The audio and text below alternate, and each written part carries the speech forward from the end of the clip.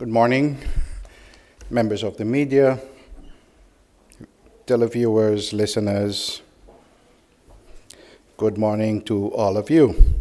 I'd like to start with extending of some words of condolences to a number of families. First, starting with the family, with Miss Evelyn Hodge and family.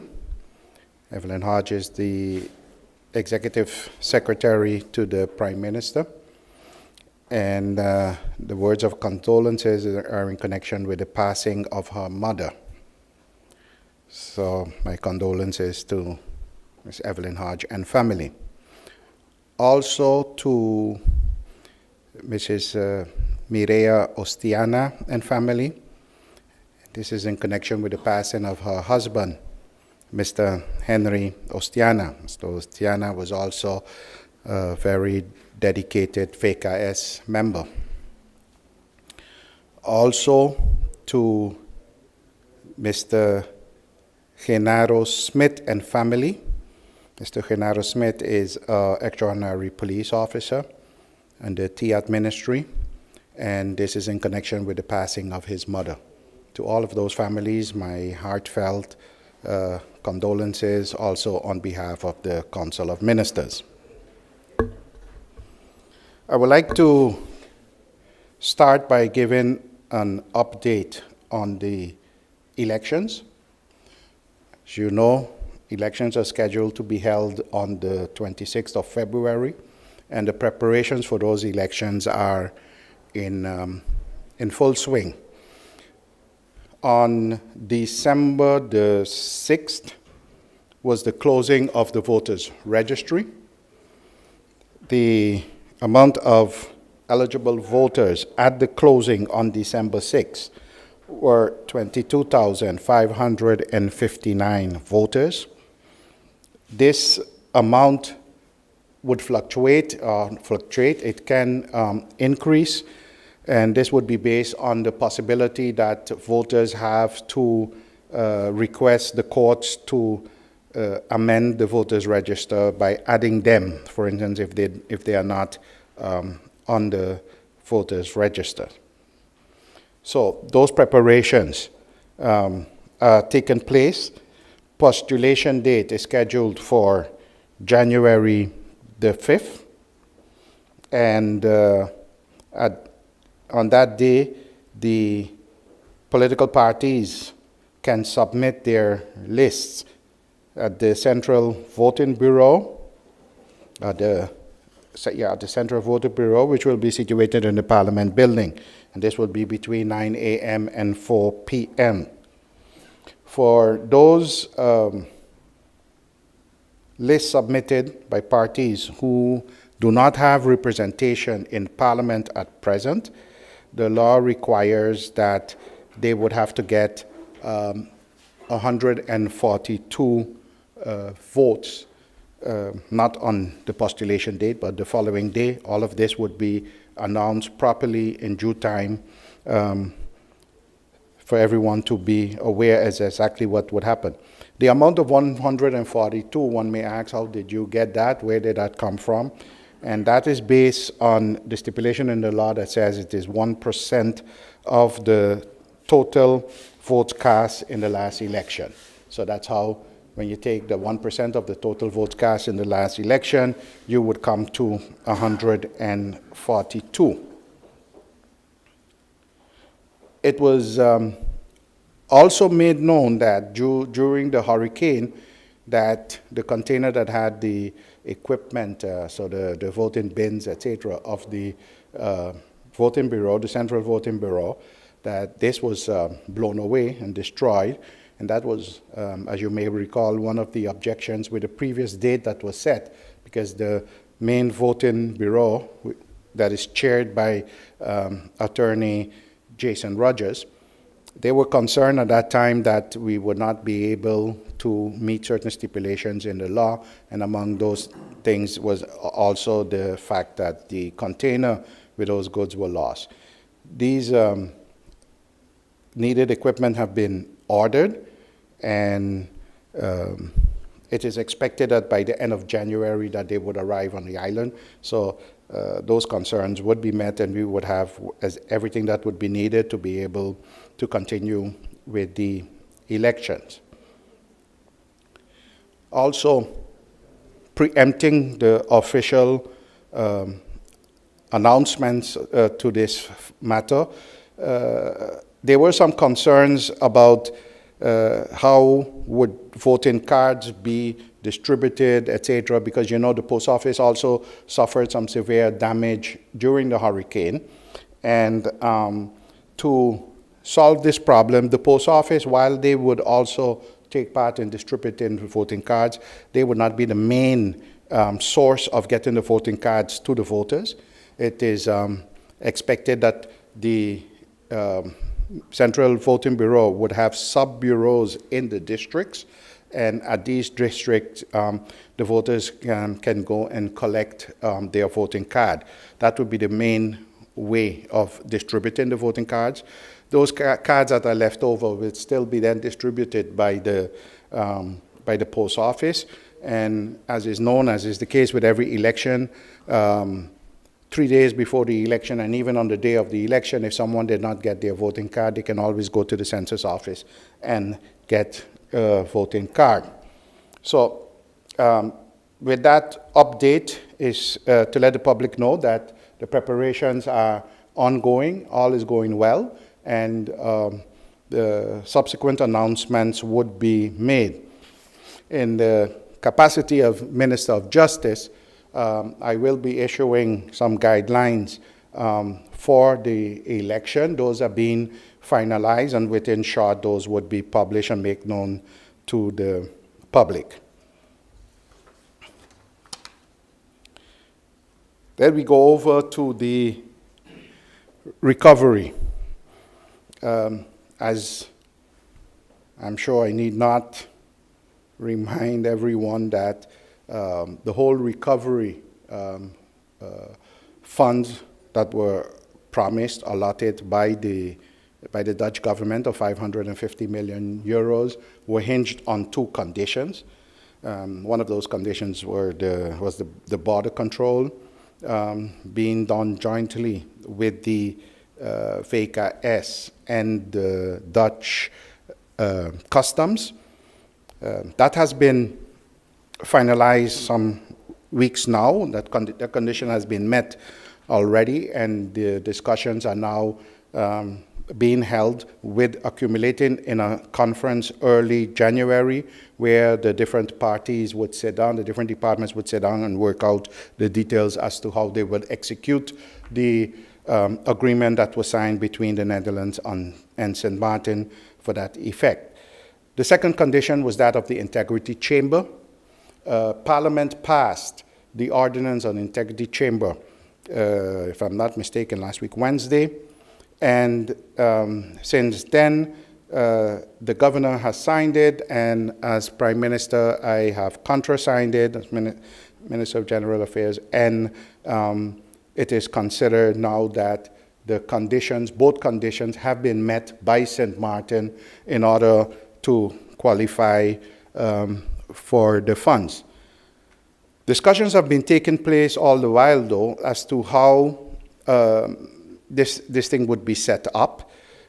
Contrary to the belief out there was that everything was ready to go, and all that needed to happen was that St. Martin had to meet these two conditions, and money would start flowing. That is not the case, and I have said that before. I've tried to manage expectations. However, both the Dutch government and the St. Martin government is conscious to the fact that we have to start moving fast. We have to start getting some projects off the ground, and especially those projects that would deal directly with the people, projects like home repair and those type of projects. So in the process of setting up with the World Bank, that can take a couple of weeks, if not a couple of months. Certain steps have been made, and certain agreements also have been made by which we would have, for instance, what we call the early recovery projects. And it is expected, and I'm hoping that tomorrow the State Secretary, Mr. Knops, would be announcing the Dutch position on those early recovery projects. And these projects can be implemented immediately prior to the finalization of the setting up of the agreements with the World Bank. And these projects can be directly financed by the Netherlands or eventually come off the total amount once the whole thing is finalized with the World Bank. So that is in process. You know, in our legislative procedure, the law that was passed in Parliament still has to go through the vetting of the Ombudsman. The Ombudsman have 6 weeks to do so.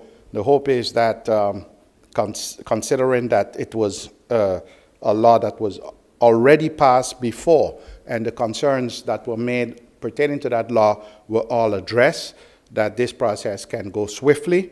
I've also requested the Netherlands not to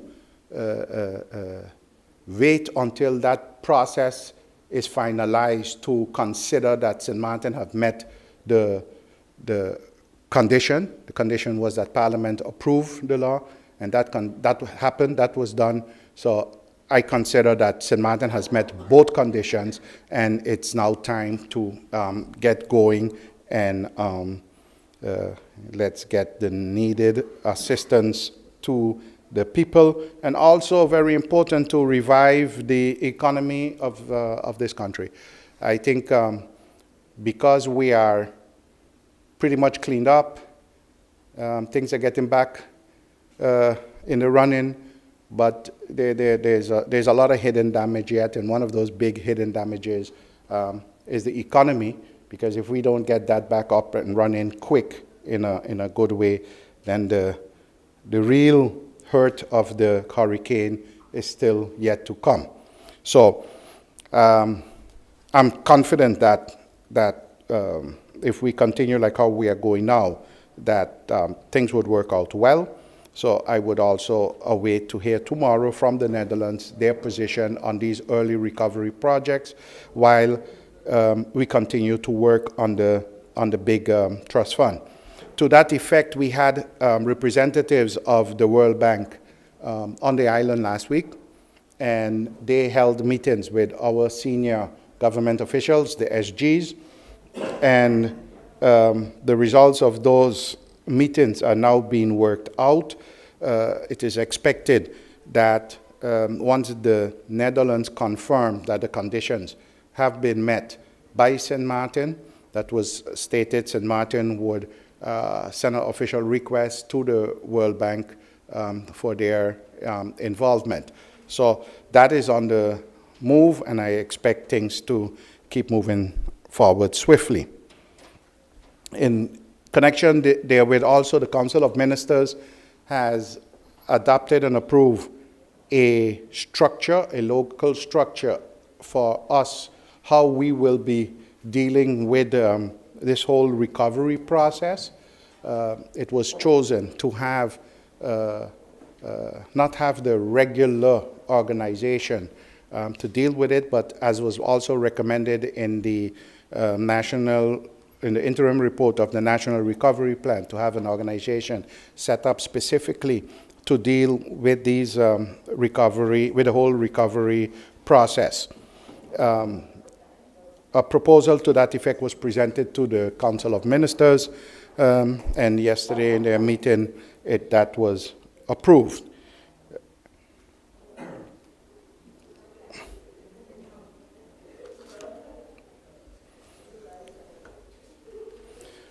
On the justice front, the assistance that has been requested both for the police and the prison is ongoing.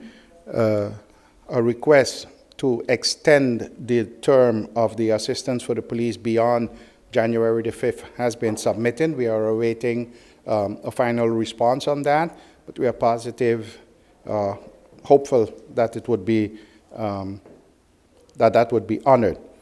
As far as the prison is concerned, there are 14 prison officers that are assisting with the immediate guarding of the perimeters of both the Point Blanche prison and the Simpson Bay facility. This process is going very well. The first group of officers that were here will be returning to the Netherlands, and the second group has already arrived and sworn in. They relieve each other every 6 to 7 weeks. A new group for now would come.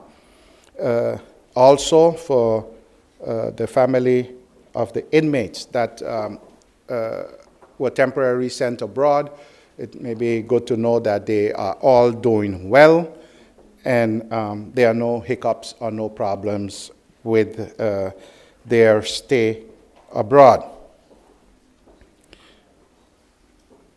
As I said before, the ministry is presently working on the guidelines for the election, and within soon these would be released or made known to the public. In closing, as this would be definitely the final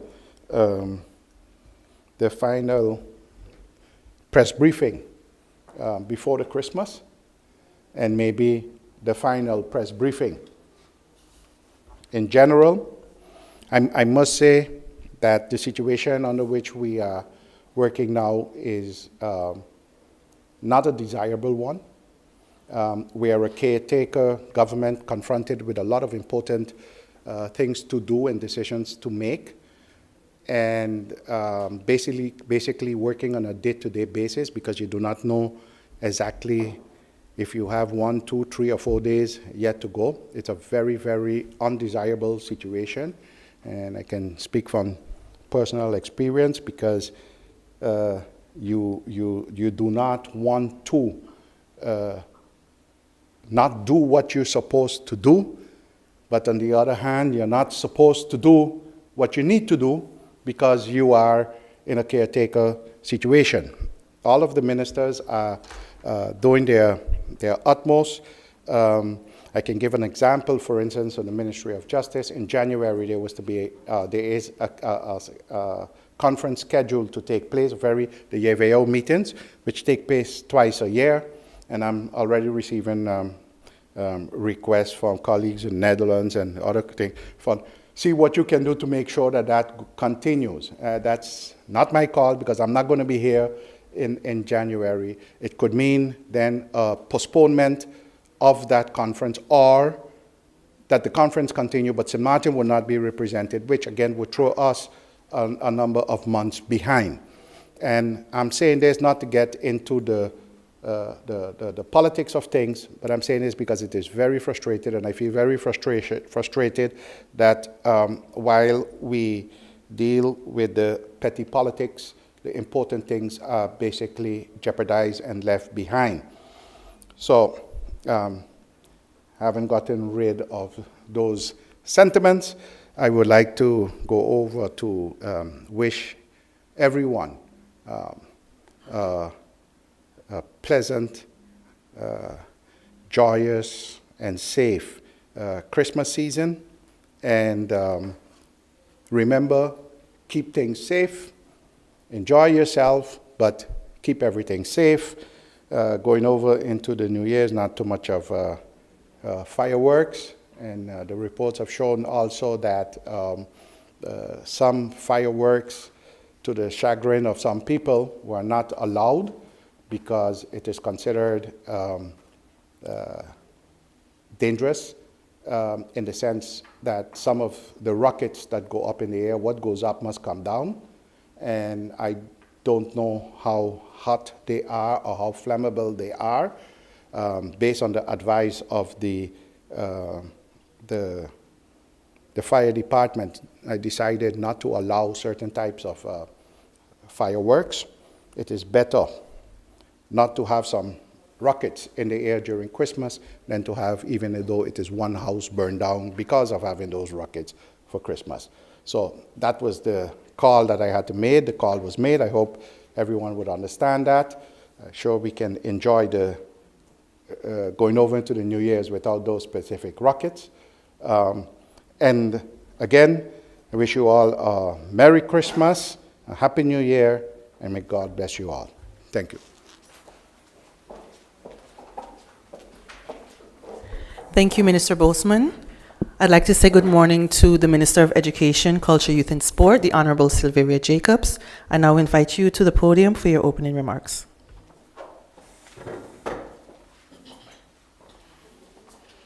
Thank you, Giselle. Good morning. Good morning, Prime Minister. Good morning to the general public following this broadcast, as well as to the members of the media.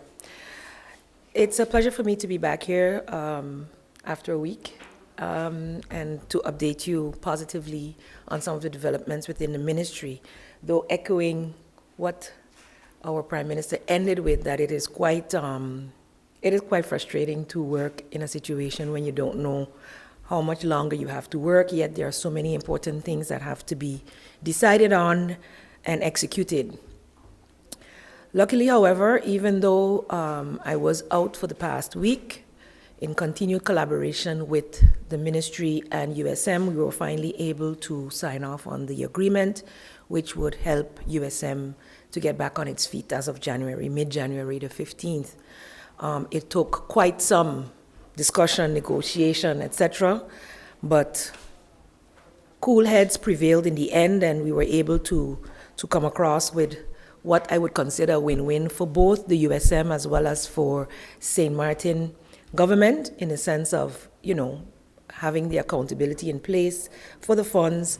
I'd like to thank the ministry, Education, Culture, Youth and Sport, especially the Education Department, Exam Inspection, and Study Financing Division, because they all had to collaborate to make sure that this could happen. DSG, as well as the Council of Ministers, for, even in my absence, approving the final decision in terms of how much would be approved, etc. I had already been given an okay to negotiate, but of course within the negotiations things changed, etc. And so last week the Council of Ministers approved that, and with that we were able to move forward with USM in a very positive manner. I'd like to also thank the student, staff, and management of USM, as well as its board, for everything that they have done. The students, especially, for their patience. They are the ones who would have been the biggest losers. Of course, employees would be losers as well, but we're talking about the future for the students of St. Martin, and not just the current students, but students who had planned to start in August, or planned to start come January, or those who are finalizing their high schools now and are seeing that, maybe they didn't have everything in place to leave, and now where are they going to be? So we're very, very happy as government of St. Martin that this situation did not get politicized to the sense where the students would have been the biggest losers, as well as St. Martin in general, or just to say, kudos to whomever got it done. Time was a big factor, and many of the delays could have been avoided, but we're happy. We're very, very happy that we are at this stage now where we have an agreement in place, and the real work starts in terms of following through on the agreements, the deadline dates, and making sure that the accountability remains first and foremost. The SAOB has already started, and so though I expect that come 15th of January, USM will live up to its agreement to start, and as soon as it can be processed, they will have received their first payment already this week. I would also at this time like to, I know that yesterday was the last school day for most of St. Martin students, and first of all, kudos to all of you who helped to make the restart of school possible October 2nd and October 16th.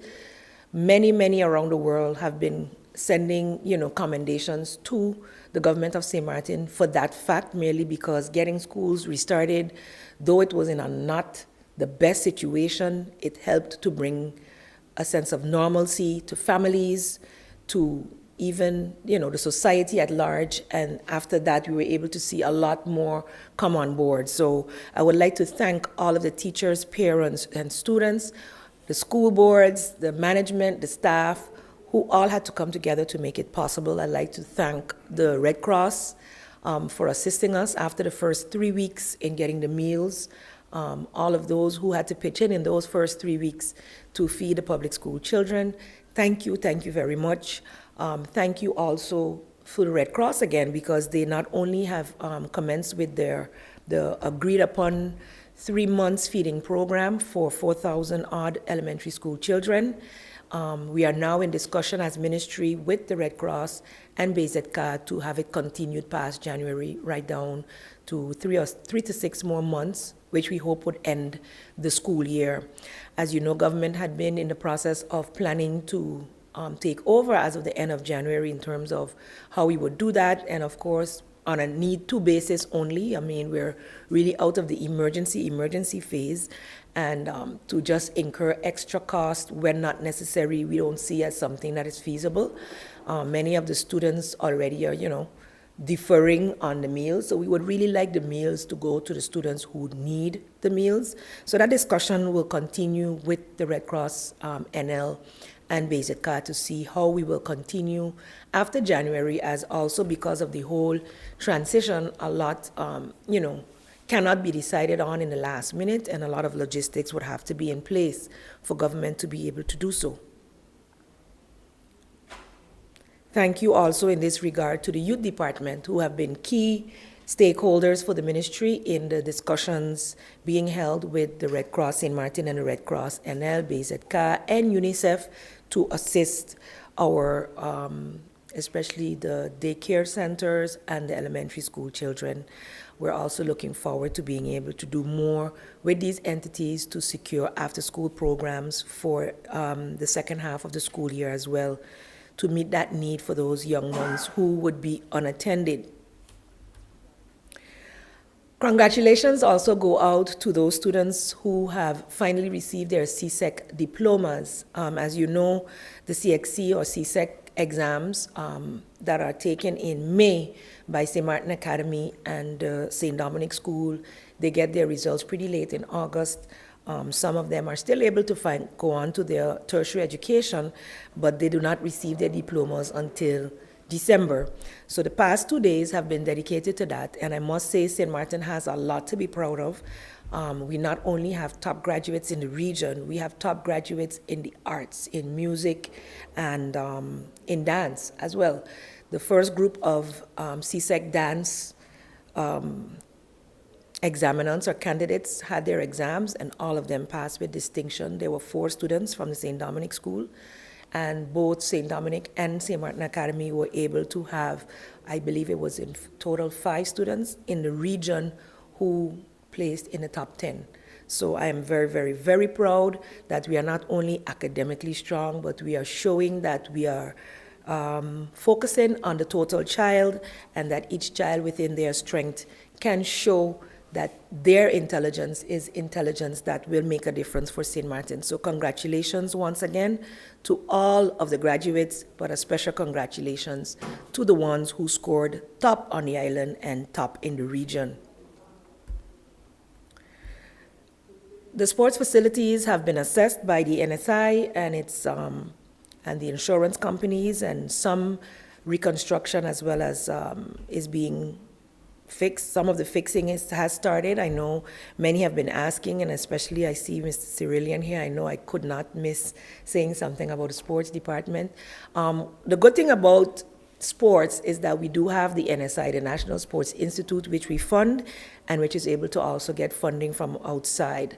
The National Olympic Committee also from the Netherlands has pledged support. So sooner rather than later, we will be seeing that most of our facilities will be back up and running. They have pledged also sport materials for our athletes. And I expect that by March, we will see a big difference where that is concerned. But all of those discussions were ongoing. Also within the cabinet, I must thank Sandro Garcia for taking the lead with the NOC and connecting them also with the NSI here on St. Martin and the sports Federation, who are the ones that we charge with the execution of sports. So the sports facilities are being repaired. They're on our short list, as well as some of them that can be repaired quickly. And hopefully we can see that come to pass, as well as the district courts. Many of the youth have been calling out to the ministry as to when we will see those. And this is what happens when you get the schools up and running. The rest start to say, but what about me? You know, what about sports? What about arts, you know? So NIA actually, and most of the other cultural artistic schools are back up and running, though there is some damage at the youth center. However, a lot of the sports, mostly outdoors and in the daytime, they can take place because of most of the lights, etc., being damaged. Those will take, of course, a longer time to repair. However, we will see at least some quick fixes within the next 2 months, or starting as soon as possible and hopefully ending within the next 2 months. Also, much of the school materials have been distributed. We received also last week another shipment of chairs and tables, which was, I believe, the third tranche from the Netherlands, and those were also distributed to the schools. And I would like to say a great big thank you to all of those who helped make it possible. Christmas is here, and we were happy to have our Thanksgiving service and opening of the Christmas season. As I drive around, I see many people still putting up their lights and their decorations, and despite what we have been through, we are showing our resiliency and the hope that is Jesus Christ coming to save this world, that we are celebrating Christmas. As such, the ministry, though it is not as much as we would like to, is still having a very special Christmas celebration. Still working on getting the districts as we would like. I saw at least South Reward got their tree lit. I'd like to see more and more districts come on board with that. But on the 22nd, Friday upcoming, there will be the St. Martin Strong Christmas Parade. This has been organized with the Division Education Innovations, Janelle Presentacion James being the lead on that. We've also collaborated with Magic for the school tour. I did see a bit of that in the paper today, where they went out and gave back to some of the schools, putting on performances for their end or Christmas programs. Thank you, Magic, for coming on board. He has been actually since before the hurricane. Is like, Christmas is my thing and I want to do something. And we really encourage those within the community with great ideas to get in contact, especially with the Innovations Bureau, because they are the ones that carry out the projects of the Culture Department and other departments within the ministry. And so they are the ones that have to pull it, as you would say. So any ideas and collaboration we can get from the community is always welcome. So back to the parade. It will be this Friday. It starts at 5:30 p.m. and starts at the Walter J. Nisbet Road, better known as the Pondville Road, in front of the Sports Auditorium. The route it will take is in the Phillipsburg area, the Pondville Road, as I said before, Walter Nisbet, Percy LaBega Street, Kerkhoff Street, Front Street, Emma Plain, Wancho Ruskin Boulevard, back down to the Walter Nisbet Road, to the Salt Pickers Roundabout, the Swaliga Boulevard, right here in front of the Festival Village, ending in front of the Festival Village. Spectators are encouraged to come out and support this parade, enjoy the musical tunes of New Generation Status Drum Band, Yume's Boys and Girls, who are exceptional, by the way, Dow's Ebony Steel Orchestra. You get to see our youth in action, both on the drums and on the pans. DJ Polly, our local DJ, will also be there. We'll have special appearances from the Funtopias, Tilt Walkers, Disney characters such as Mickey Mouse, Elsa, and Olaf, and of course Santa Claus. We wouldn't have a Christmas parade without Santa Claus and his helpers. So we're proud to, as ministry, still able to spread the holiday cheer and round off the year's activities with what we started out with right after the hurricane, St. Martin, hashtag St. Martin Strong, and now with the Christmas parade. We've also redone the t-shirts to have a Christmas flair. So if you already have a St. Martin Strong t-shirt, you can still get another one. This one now exemplifying Christmas. And basically, we would like families and the community to remember that 'tis the season for fetting and merrymaking. Jollification is a part of our culture. Share, share, and share alike. It's not so much about gifts, gifts, gifts, but it's about making sure we all have at least our basic needs. So those that have plenty, you know how it go. Share, jollification, whether it's your home, whether it's your food, come together as communities. Let us remember what St. Martin is all about. Anyone needing further information on the parade should contact Janelle at janelle.presentacion@stmartingov.org or call at 550-8377 during working hours for further updates. And of course, you'll see the flyer in the paper, etc., to get more information. And one other St. Martin Strong event that I must say was quite a big success was the auction of the paintings done by the school children. We must say that all of our bidders are following through and actually purchasing and paying, and we'll be having a special ceremony to award the schools the checks which they have won based on the paintings done by their students with the support of the staff.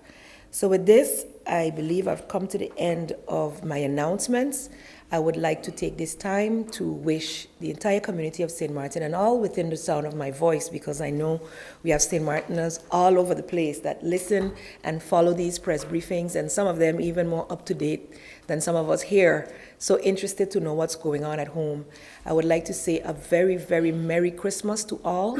A Happy New Year when it comes around. Remember, the reason for the season is Christ our Lord. Remember, he came to give us hope, to bring peace, and that is what we need to be spreading along with all the Christmas joy this Christmas. Merry Christmas, St. Martin.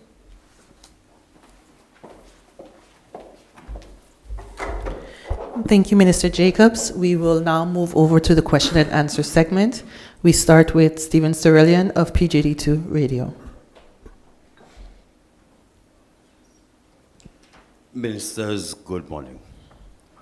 I'm going to start with Minister Jacobs.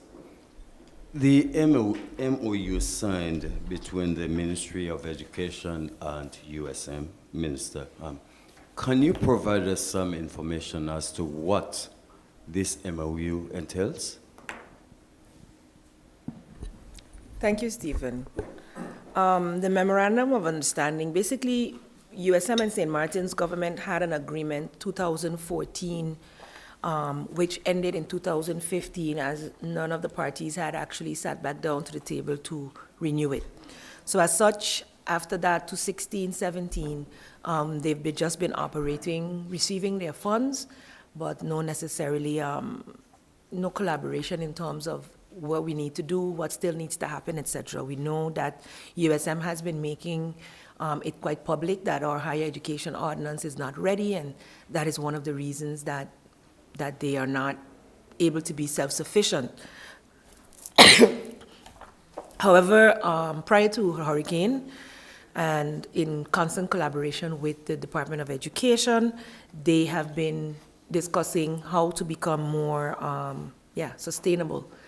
They've been having their donors helping them out. As a result of the hurricane, they made a statement October 2nd and in a letter to me that they were unable to continue and needed funds immediately.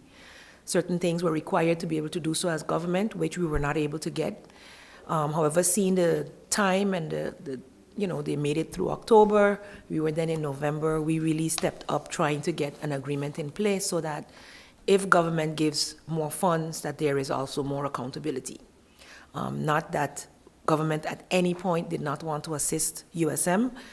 It is simply a matter of balancing the want and the need with the accountability. And so this MOU gives us that. It takes into consideration the reality of the situation, the lack of the ordinance being ready, that students on St. Martin and even some from in the region make use of USM to get at least minimally their associates before they continue on, that even some of our students who are here in the secondary school, for instance, who do not have their Dutch rights as yet, and are unable to qualify for study financing to go abroad, start at USM. Some students even do other programs at USM that are not their associates or bachelor's program. And government has always been a strong supporter of the teacher education program, and that's basically mainly half of the funds that they receive already was to secure that program.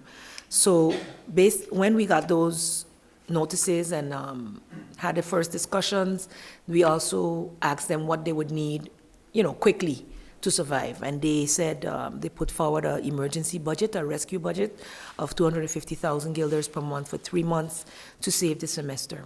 However, the collaborating or the corroborating documents were never submitted in time, and we were not able to do that in time to save the semester. That did not stop us, however. We continued to dialogue, and finally, we thought last 11th of December that we had an agreement. Parties had sat and discussed, and unfortunately, USM said they still were not able to sign on for the assistance as it had been proposed, which was quite alarming. We then proceeded to publicly state what had been offered, etc., and then USM was able to come to the table the following day and meet with the departments and the SG, and as such, even as government, we saw that initially we had offered the fourth payment to be able to bridge the gap, seeing that the deadlines that we had set in terms of bringing in documents and us giving a structural subsidy would have taken 3 to 4 months.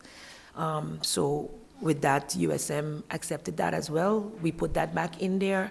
Of course, it had to go back to the Council of Ministers because initially we'd only approved 3 payments, and last week we were able to get an agreement for that fourth payment as well. And the SORB will carry out the audit, as we had said before, for the 2013-2016 years. Addition to that, the SORB will, on request and on the account of government of St. Martin, also look at the restructuring of the financial management and management of the board and make recommendations as such, which USM has agreed to carry out based on their recommendations if necessary.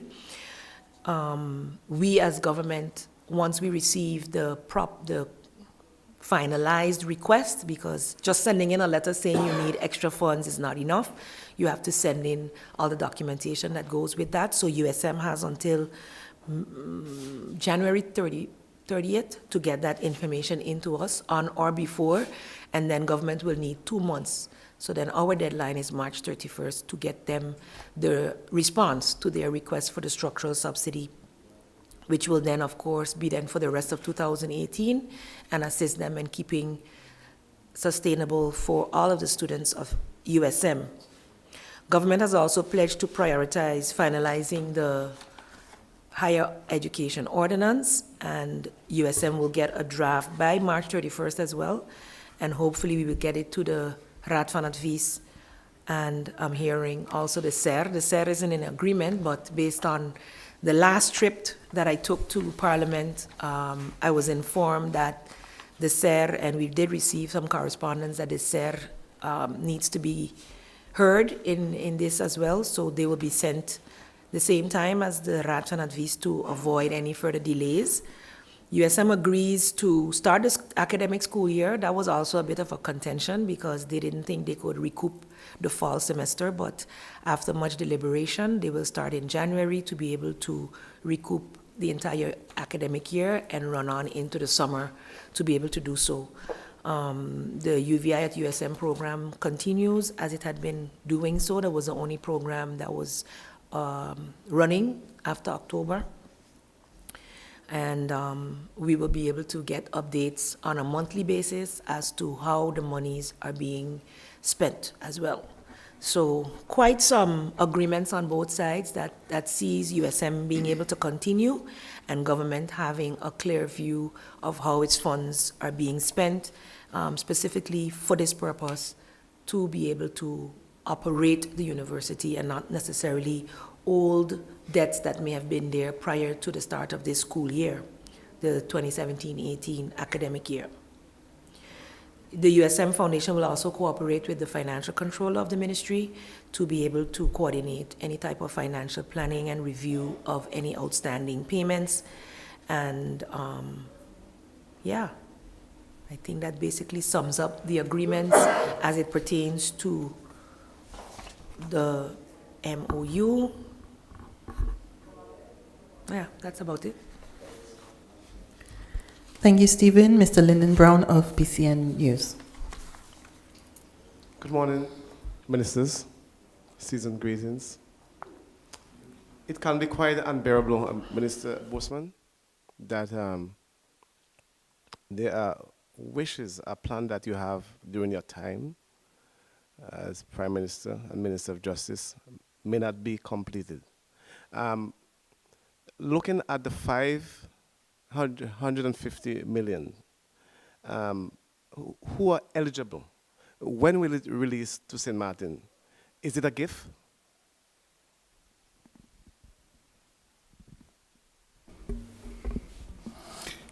Who wouldn't want to have a gift like that?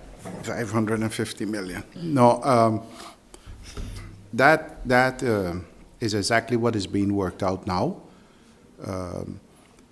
The Netherlands has pledged 550 million. And how that 550 million is going to be spent, that is the discussion. What is known that a lot of things are already scheduled to be deducted from that 550 million. So it is absolutely not so that 550 million is available for projects in the sense what one would think about projects. There are certain things that has to be done, for instance, budget support. There were two conditions. One is the one with the border control, and that whole process is going to cost money. That also is going to come off from the 550 million. So the World Bank's involvement, the World Bank has to be paid for their involvement. The whole administration of the funds and the trust fund, etc. So there are a number of expenses that already would be deducted, from the 550 million. How much of that 550 million is going to go actually in a trust fund is not yet known, because the Netherlands can decide to put 200 million in the trust fund. I think what has to be understood is the structure. There would be 550 million would be spent. Not all of it necessarily would have to be spent via a trust fund involved in the World Bank. There would also be direct assistance with the Netherlands. Some of that direct assistance could also go via the World Bank in the sense of coming off of that 550 million. It's a complicated matter. A lot of puha has been surrounding the whole thing. That is why I warned from the very beginning. Right? Let us not believe that all of a sudden a helicopter is going to fly over and drop down a bucket of 550 million and we can do with it what we want. But the fact is that the things that has to be done to get St. Martin's recovery up and running will be done. The money also would be put in the trust fund in different tranches. Is not yet determined. For instance, when the first tranche, let's call it payment to the fund, would be made. It was said we have made available 550 million. You have to first agree to 2 conditions, and then we move on. Now, that pledge for the 550 million, the funds are reserved in Holland for that purpose. We, as I mentioned in the introduction, have lived up to the 2 conditions, and now we have to work out exactly how we move forward. Some of the early recovery projects that would immediately get going would be not directly with government, but for instance, with different institutions or NGOs on the island. You have the White and Yellow Cross, who would have projects that can be executed. You have the Red Cross with the food voucher and the school meals program that is ongoing that could be extended or enhanced.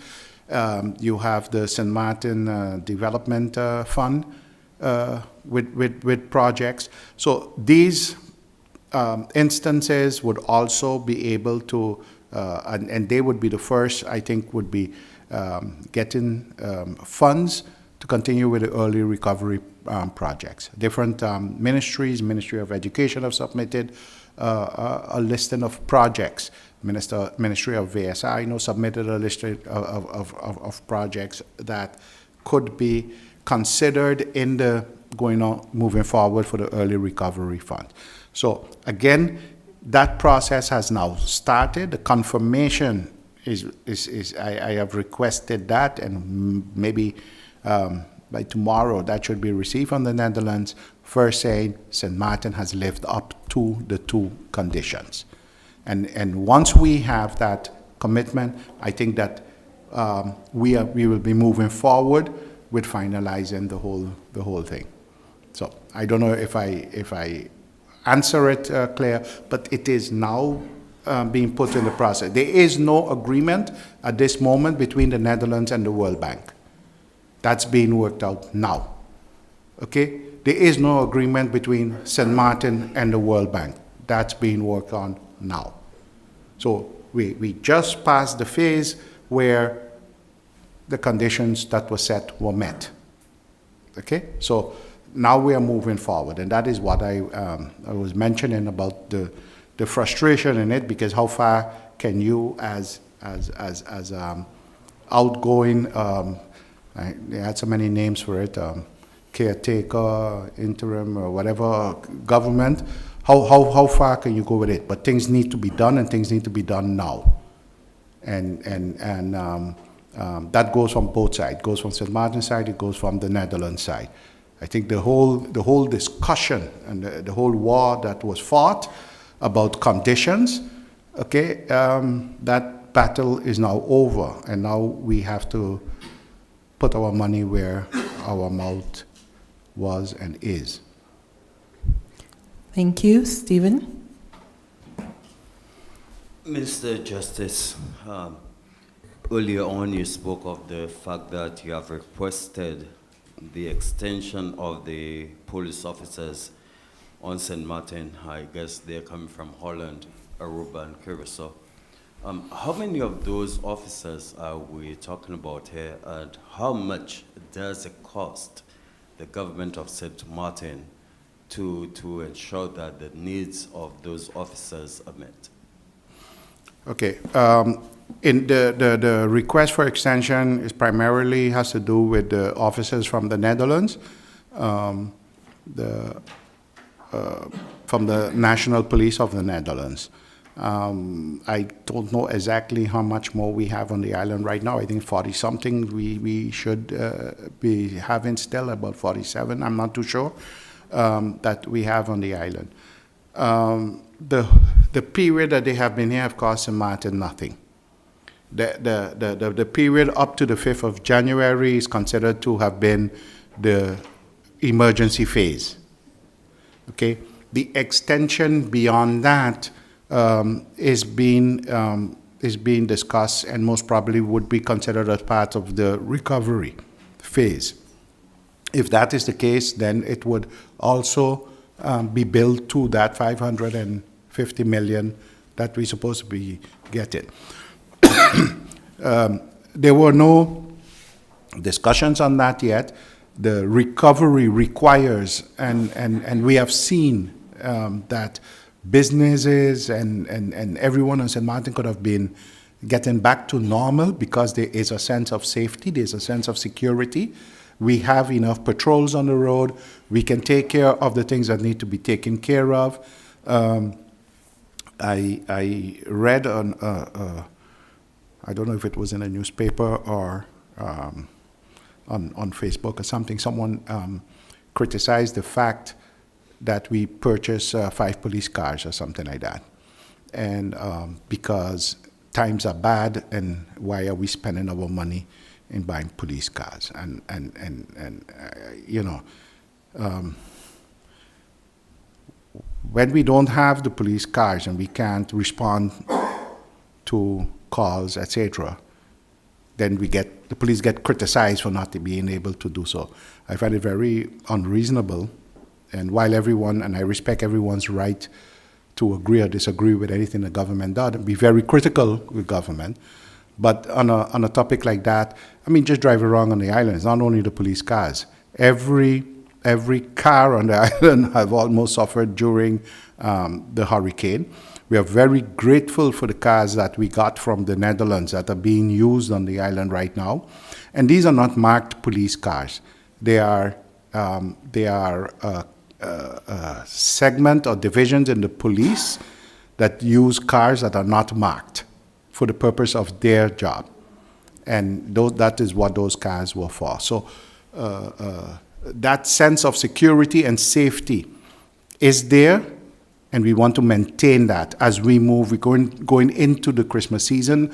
Without hurricane, we normally have a lot of pickpockets and other type of illegal activities taking place. We need to be able to deal with them.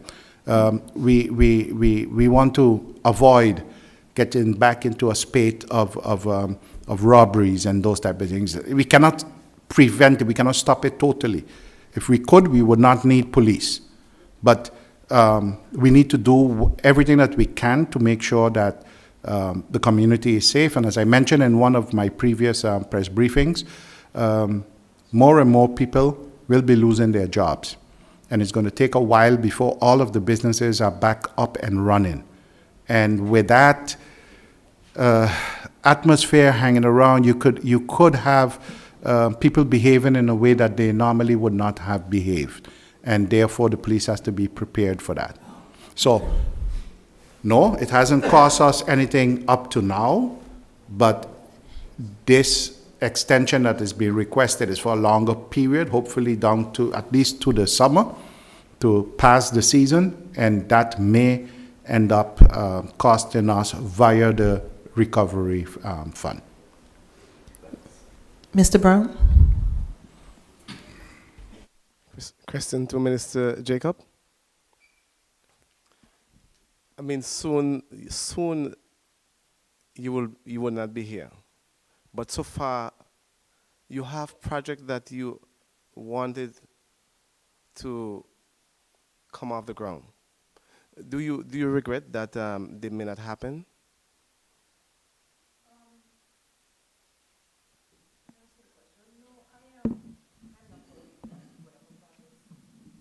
Oh, sorry. I thought so. I'm not worried about projects not being executed because they were made. Most of the projects are made in collaboration with the ministry. The ministry isn't going anywhere. There is continuity where that is concerned. Priorities would be then up to the new ministers, and seeing that the minister coming in is also an interim minister for a short time, I don't see priorities shifting in 3 to 4 months to that extent, and I think we're blessed that it is someone from the ministry that knows the ministry's goal in this case. So I don't have any fear where that is concerned. What we have is